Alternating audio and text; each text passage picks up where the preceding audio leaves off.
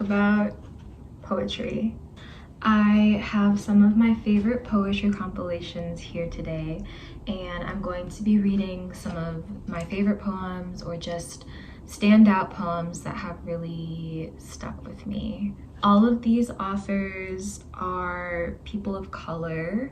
Most of them are women. I have loved these poems for as long as years, as well as like only a couple of weeks, because I've just started rereading or getting into reading poetry compilations again.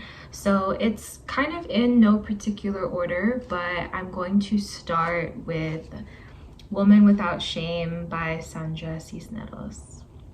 Sandra Cisneros is one of my favorite poets of all time, and you might know her as more of a fiction writer. She wrote The House on Mango Street, which I actually still have not read to this day. I have only read her poetry. I'm slowly making my way through all of her writing.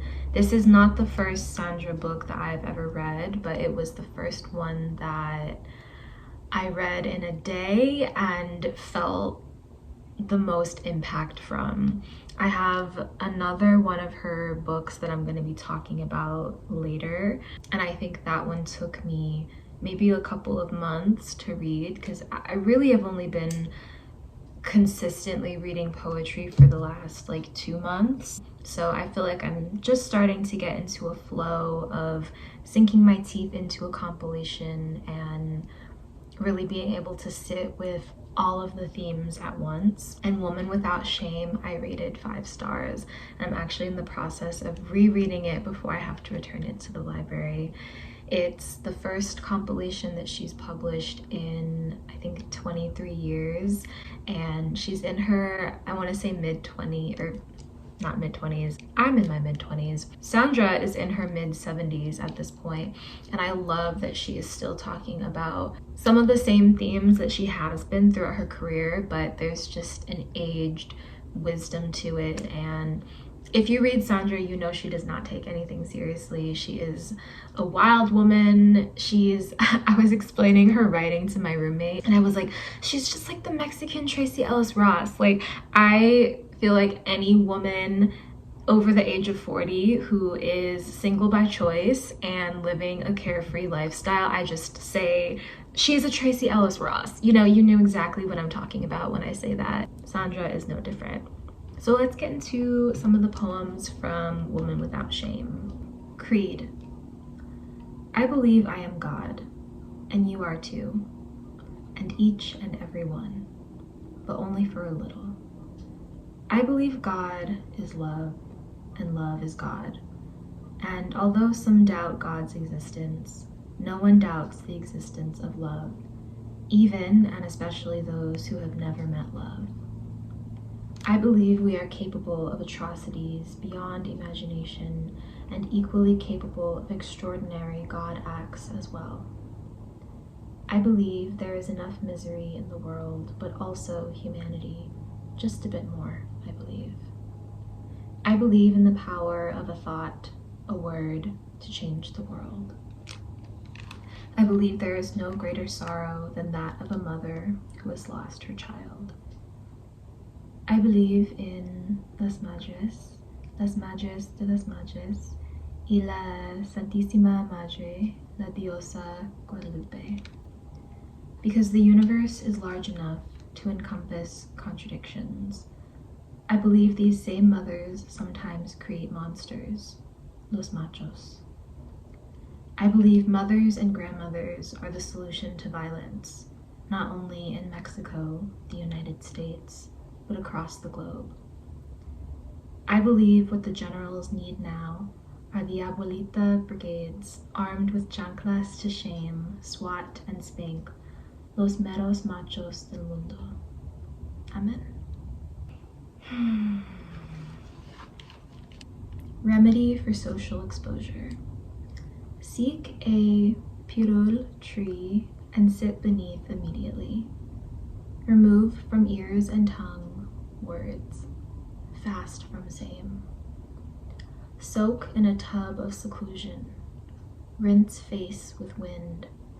In extreme cases, douse oneself with sky, then swab gently with clouds. Dress in clean, pressed pajamas, preferably white. Hold close to the heart, chihuahuas.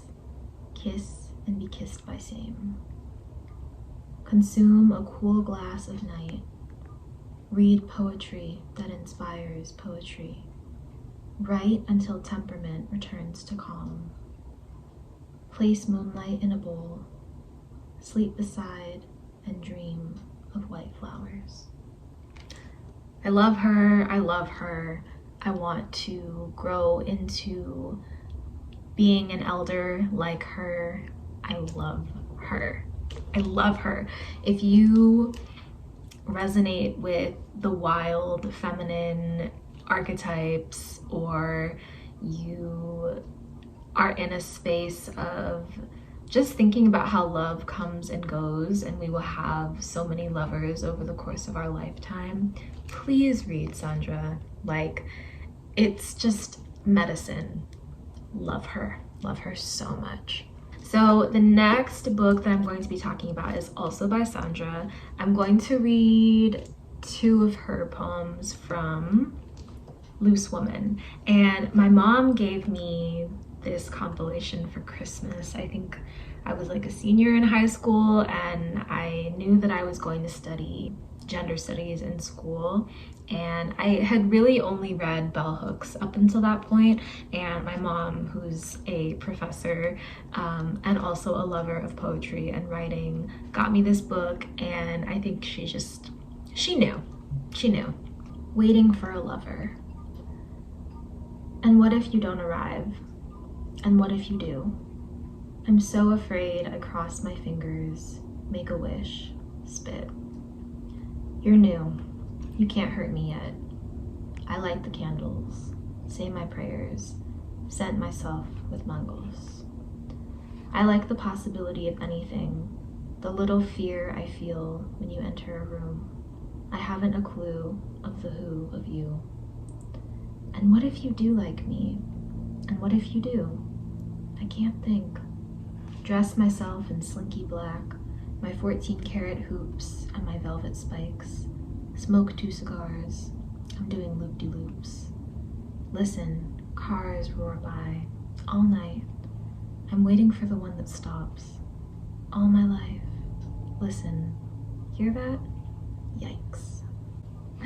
This is one of her earlier poems. I think maybe she was in her 40s when she wrote this, and she's just so funny. Like, I don't know, I love her wordplay. I love the pacing of her poems. I love that they're short. I love that they don't feel overly literary, but they are still so like masterfully crafted. And yeah, her poems read aloud really well. Like, it just feels like she's a great conversationalist. Bay poem from Berkeley. Mornings I still reach for you before opening my eyes. An antique habit from last summer when we pulled each other into the heat of groin and belly, slept with an arm around each other. The Texas sun was like that, like a body asleep beside you. But when I opened my eyes to the flannel and down, mist at the window and blue light from the bay, I remember where I am. This weight on the other side of the bed is only books, not you. But I said I loved more than you. True. Though these mornings I wish books loved back. So good. So good. The next compilation, I don't have it with me physically, although it is coming in the mail soon. I checked it out from the library a couple weeks ago, and it's called You Can Be the Last Leaf by Maya Abu al-hayat.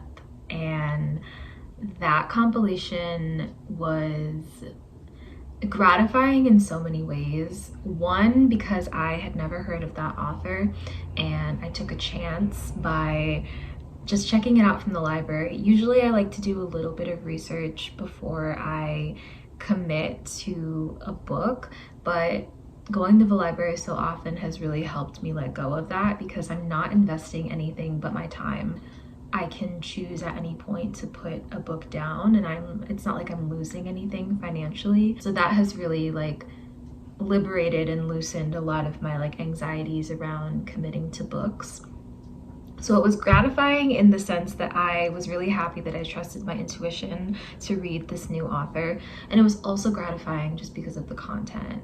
So Maya is a Palestinian woman, and the compilation is translated from Arabic. And naturally, as a Palestinian woman, her poetry deals with power and grief and occupation, and she's weaving these themes into her books at all times, but not all of the poems are explicitly about those things. But I had finished reading her compilation shortly after Postcolonial Love Poem by Natalie Diaz, which I'm also going to talk about later. And so I was definitely already in the space of thinking of colonization and just the violence of being in a space that is occupied. So I don't have the book physically, but there is one quote that I have written down that really stood out to me, and it's from a poem called In Love. In love, one loses something. The other, who loses everything, deserves the title of lover. I read that and I was just like, okay, fuck. I loved her poems on romantic love, but I also felt really impacted by her poems on the mundane of life and just like constantly having to grapple with grief and endings and sadness. I would recommend this book to anyone, I think, regardless of where you are, where you're from, where you're living. I think her words will be impactful, and I just think that her voice is very important. The next compilation that I have is one that I fell in love with a few years ago, and it's Salt by Nayyirah Waheed. And if you know anything about Nayyirah Waheed, you know that she is a Black woman. She is an incredible poet who honestly paved the way for a lot of the contemporary poets that we know now, especially people who are on Instagram, people like Rupi Kaur. I don't know if she's a Muslim woman, but I do know that she is African and also a diasporic person, being in America or Turtle Island. This is not the first Nayyirah compilation that I read. I think I read Nejma when I was in college, and then maybe Salt shortly after. But I've had this collection for, I want to say, about 5 years, and even though it's not one that I am reading cover to cover often, I mean, it's a lot more pages than your average poetry compilation. I feel like most compilations range from like 80 to 100 pages, whereas this one is like 250. Her poems are a lot shorter and I think are meant to be read kind of sporadically. I have picked out, how many did I pick? I picked 3 of the poems that I felt really represented my takeaways from this book, but I also recommend that you read Salt, regardless of where you're from or where you are. The diaspora is absolutely breathtaking, and the diaspora is in stunning pain. We are a great many things, all at once. Myriad disconnect. I lost a whole continent from my memory. Unlike all other hyphenated Americans, my hyphen is made of blood, feces, bone. When Africa says hello, my mouth is a heartbreak because I have nothing in my tongue to answer her. I do not know how to say hello to my mother. African American, and that's the second part of a 5-part piece called African American. Audrey wrote of the secret poetry, We all know this poetry, lining our arms, rusting our teeth, walking through our hair, feeding our wild stomach, soothing our mouth tears, folding itself into wastes between legs, always climbing up our sadness into our necks to sleep. The secret poetry, Audrey. I really love the way that she talks about these themes that can be very triggering and very real, but I don't feel resistant to reading her work. I honestly look to it when I'm feeling a bit spiritually ungrounded, and that is not something that I get from a lot of poetry that talks about the Black American experience. So really grateful for Nayyirah Waheed. Postcolonial Love Poem by Natalie Diaz is one of the 5-star compilations that I read this year, and I'm really glad that I chose to buy this book instead of just checking it out in a library. I was able to really interact with the words and take my time with it too. I read it from August through September of this year, and it was the first compilation by Natalie Diaz that I've ever read. After I finished this, I did check out When My Brother Was an Aztec from the library, and I loved this one so much more. It's also a more recent work, so I was able to see how her writing has evolved, and I think I was in a space in time where the themes of this compilation definitely spoke to me more than her first work. Postcolonial Love Poem deals with